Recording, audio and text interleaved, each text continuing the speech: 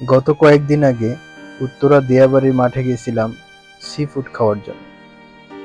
ওইখান থেকে আমি যেই গাড়িটা চালাই ওই গাড়িটার পার্কিং সেন্সর চুরি করে নিয়ে যায় টোকাইরা। অনেক জায়গায় খোঁজাখুঁজির পর সেন্সরটা খুঁজে পাচ্ছিলাম না কোথাও, কোনো দোকানেই পাওয়া যাচ্ছিল না। তারপর একটা দোকানে পাওয়া গেল, সেখানে পার্কিং সেন্সরটা লাগানোর জন্য গেছিলাম। এই দুইটা পার্কিং সেন্সরের দাম 12,000 টাকা, মিস্ত্রি বিল দিয়ে 13,000 টাকা লাগছে। টোকাইরা মানুষকে এত পরিমাণে ক্ষতি করে যে এদেরকে দেখার মতো কেউ নাই। এই নতুন গাড়িটা এভাবে খোলা পড়া দেখে মনের মধ্যে খুবই কষ্ট লাগছে। কি একটা অবস্থা করেছে দেখেন, খুব কষ্ট লাগছে গাড়িটা দেখে। এইটা হয়েছে পার্কিং সেন্সর। টোকাইরা যে কিভাবে খুলে নিয়ে গেল বুঝতেও পারলাম না। মিস্ত্রি খুব ভালো করে ঘষাঘষি করতেছে যেন আঠাটা ভালো করে লাগানো যায়।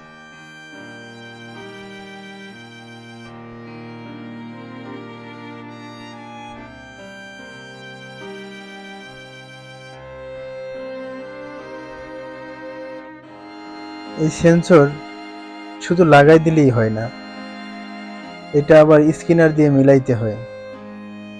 স্ক্যানার দিয়ে না মিলালে এটার কোনো কাজই হয় না। তো মিস্ত্রিরা অনেক সুন্দর মতো করে আঠা দিয়ে লাগাই দিচ্ছে আমার এই সেন্সরগুলো।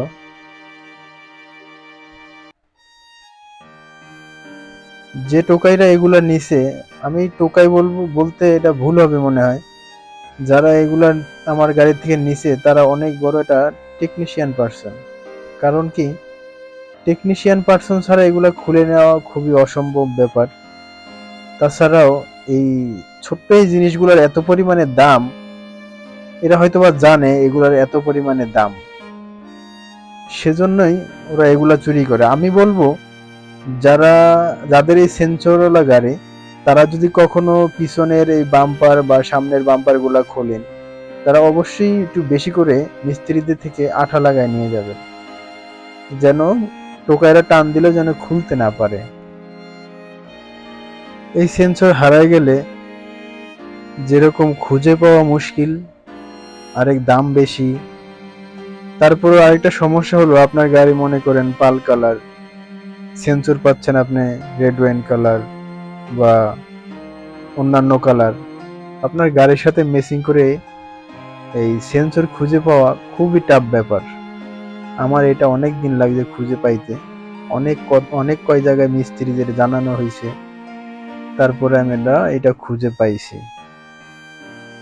মিস্ত্রিদের থেকে সিলিকন আঠা দিয়ে লাগানোর পরেও আমি সুপারগুলো আঠা দিয়ে এটা খুব ভালো করে লাগাই নিলাম, যেন টোকাইরা এটা আর খুলে নিয়ে যেতে না পারে।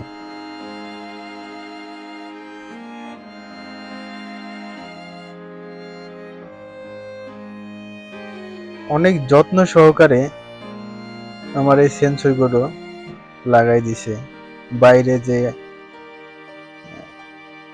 সিলিকনের যে দাগগুলো লাগছিল ওরা ওটা পলিশ দিয়ে সুন্দর মতো মুছে দিছে।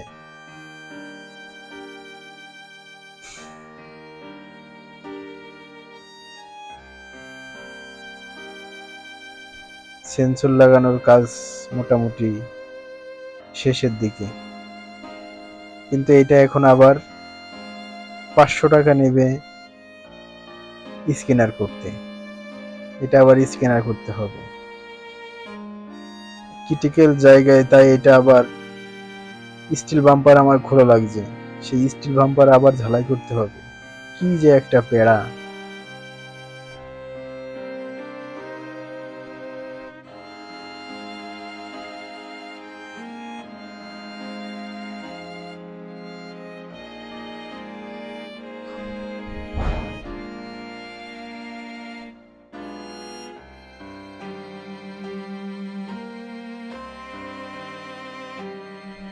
সেন্সর লাগানোর কাজ শেষ, এবার স্ক্যানারের পালা। স্ক্যানার মেশিন লাগানো হয়েছে স্ক্যান করার জন্য। যেহেতু স্ক্যান না করলে আমার সেন্সর ব্রেকে কাজ করবে না। এই সেন্সর ব্রেকটা সম্পর্কে অনেকে হয়তো বা জানে কেউ জানে না। সেন্সর ব্রেকটা হলো, এটা হচ্ছে অটোমেটিক ব্রেক হবে। যখন কোনো গাড়ি আমার সামনে চলে আসবে বা কোনো কিছু বা মানুষ সামনে চলে আসবে, তখন এটা অটো ব্রেক হবে। যখন আমার এটা ঘুরে নিয়ে গেছে, তখন আমার এই যে ড্যাশবোর্ডে এখানে এরকম একটা হলুদ সিগন্যাল বারবার ওঠানামা করতেছিল। এইটা এখন এই যে ওরা স্ক্যানার মেশিন দিয়ে মোবাইল দিয়ে এটা আমার ঠিক করে দিবে, সেজন্য ওরা মোবাইল দিয়ে কাজ করতেছে। দেখেন, কাজ শেষ হয়ে গেলে আমার এইখানে যে হলুদ বাতিটা আপ ডাউন করতেছে, এই আপ ডাউন করাটা বন্ধ হয়ে যাবে। কাজ চলতেছে, ও দেখতেছে কোনটা দিয়ে কি করতে হয়, আমাকে জিজ্ঞেস করতেছিল যে পিছনের কোন সাইডের গুলা বা পিছনের নাকি সামনের।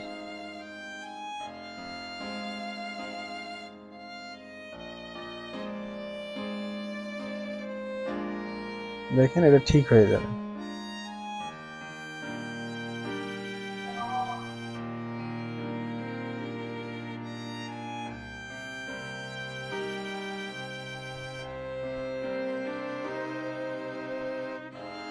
কাজ হয়নি এখনো, সেজন্য ও বন্ধ করে আবার স্টার্ট দিচ্ছে।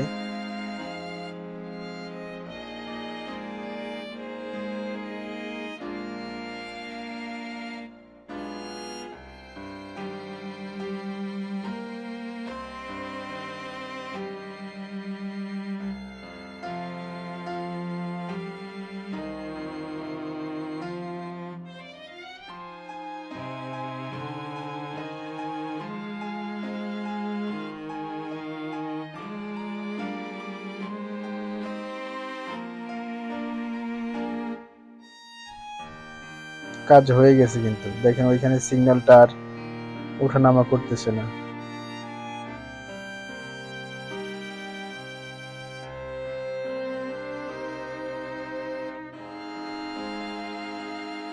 আমার হলুদ সিগন্যাল চলে গেছে,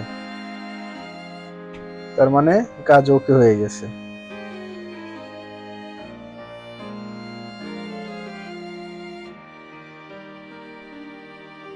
কাজ করতেছে নাকি সেইটা চেক করা হচ্ছে এখন। ওই যে পিছনে ক্যামেরার এখানে দেখেন একটা লোক চলে গেছে, পিছনে গিয়ে দাঁড়াচ্ছে, ওই যে পিছনে হলুদ সিগন্যাল দিচ্ছে, তার মানে ওকে হয়েছে।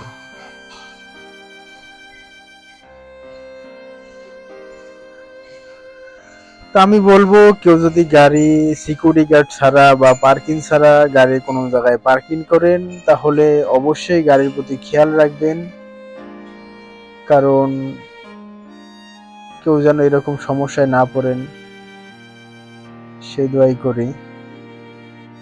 তো মোটামুটি খুবই খারাপ লাগলো বলতে, আমার গাড়িটা যেভাবে খোলাপাড়া করা হয়েছে, নতুন গাড়িটা, খুবই খারাপ লাগলো।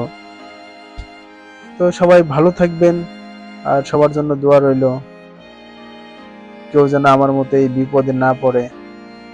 ওকে, আল্লাহ হাফেজ, সবাই ভালো থাকবেন। আসসালামু আলাইকুম।